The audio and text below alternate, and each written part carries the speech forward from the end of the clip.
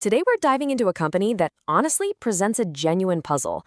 It's called NewLake Capital Partners. They're in the cannabis real estate business, and the numbers they're putting up, well, at first glance, they just seem a little too good to be true. And that brings us to the big question, right? In this market, with interest rates where they are and all the uncertainty floating around, how can an opportunity like this even exist? So let's start breaking down the pieces of this puzzle. First up, the thing that grabs you by the collar, a dividend yield of nearly 14%. Now, anytime you see a number like that, your alarm bell should be going off. It usually screams high risk. You figure the company's either in deep trouble or it's taking on a mountain of debt to pay you. But then you see this, a debt to gross assets ratio of just 1.6%. The company has virtually no leverage. So wait a minute. We have a massive, massive yield combined with a fortress-like balance sheet. The math doesn't add up. And that weird disconnect is exactly what we're here to understand. Okay, so solving this puzzle really starts with getting your head around the bizarre financial world that cannabis companies have to live in. It's an environment that creates a huge, huge problem for them. But, as you'll see, a massive opportunity for a company like NewLake. Here it is. This is the core conflict in a nutshell. At the state level, cannabis is a totally legitimate, multi-billion-dollar industry. But at the federal level, it's still classified as a Schedule I substance, right up there with heroin. This one single contradiction is the source of all the chaos that follows. Because of that federal illegality, these cannabis operators are basically in a capital desert. Big banks, they won't touch them. They can't just list on the New York Stock Exchange to raise money, and the debt they can get is incredibly expensive with insane interest rates. On top of that, their stock values are in the tank. They are desperate for cash to grow their businesses. So what do? You're a cannabis company, you own a valuable building, but you can't get a normal loan against it? Well, you turn to a cannabis landlord. And this is where NewLake's business model comes in, and it's a really elegant solution to this whole capital crisis. Their primary tool is something called the sale-leaseback. It's pretty simple. A cannabis operator sells their cultivation facility to NewLake for, let's say, $10 million in cash. Boom, they get the capital they desperately need. Then, they immediately sign a long-term lease to stay in that exact same building. They've basically just unlocked all the money that was trapped in their own real estate. Now, what's really brilliant here is the structure of these deals. NewLake uses what's called a triple net lease. All that means is the tenant is responsible for all the variable costs. Property taxes, that's the tenant's problem. Insurance goes up, tenant's problem. If the roof leaks, you guessed it, the tenant pays for it. NewLake just collects a check, which creates this pure, predictable, and pretty much inflation-resistant stream of cash flow. And they're super smart about what they buy. 90% of their portfolio is in these cultivation and processing facilities. And these are not just storefronts you can easily move out of. These are specialized, high-tech industrial buildings. They're the factory floors of the cannabis industry. That makes them incredibly sticky assets. Okay, so now we get the model. Let's look at how this builds into the core investment argument, which, according to our source material, really stands on three distinct pillars. Pillar number one is a massive, and I mean massive, catalyst that's just on the horizon. It all revolves around this really punitive piece of the tax code called Section 280E.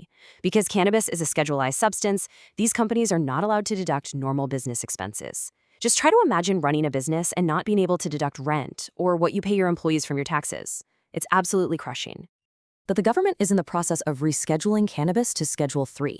If that happens, 280E just goes away. Poof, overnight. Let's just walk through what this means for one of NewLake's tenants. Right now, with $10 million in gross profit, they get taxed on the full $10 million because they can't deduct their expenses. They actually lose money after taxes. But without 280E, they'd be taxed on their real $2 million profit. And look at the difference in cash. They go from losing $100,000 to retaining over $1.5 million. The bottom line, every single one of NewLake's tenants becomes dramatically healthier and safer overnight. Pillar 2 is that fortress balance sheet we talked about. This is worth seeing again. They have over $430 million in assets, and they're up against less than $8 million in debt. In a world where high interest rates are just destroying other real estate companies, NewLake is completely insulated. They have basically no interest rate risk. And that financial strength flows directly to the dividend. Their payout ratio is only around 82% of their cash flow. That means that massive yield isn't just covered, it's comfortably covered. They're still retaining nearly 20% of their cash to reinvest and grow the business, and they can do it without having to take on debt or issue more stock. And pillar 3 is the valuation. It's just plain cheap. NewLake's main competitor is a company called Innovative Industrial Properties, and they trade on the big New York Stock Exchange. Notice that NewLake trades at a much cheaper multiple, about 6 times cash flow versus 9 times for its peer. And get this, it's cheaper, even though it has a far stronger balance sheet with way less debt. The big reason for this gap is just that NewLake trades on the less popular, less liquid OTC market.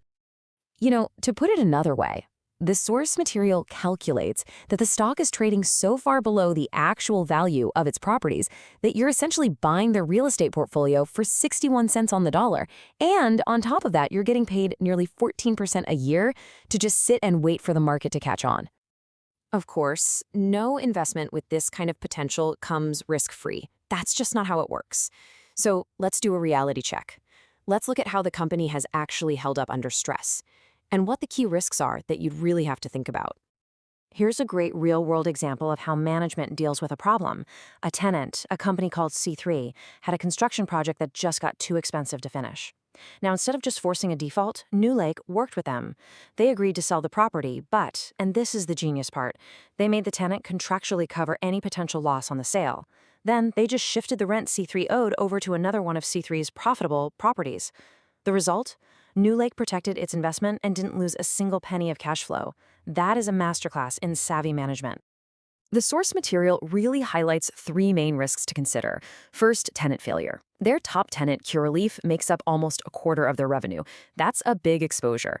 The counter-argument, though, is that Curaleaf is a giant in the space, a bellwether. They're probably more likely to restructure than just liquidate. Second, what if that rescheduling to Schedule 3 gets blocked or delayed forever?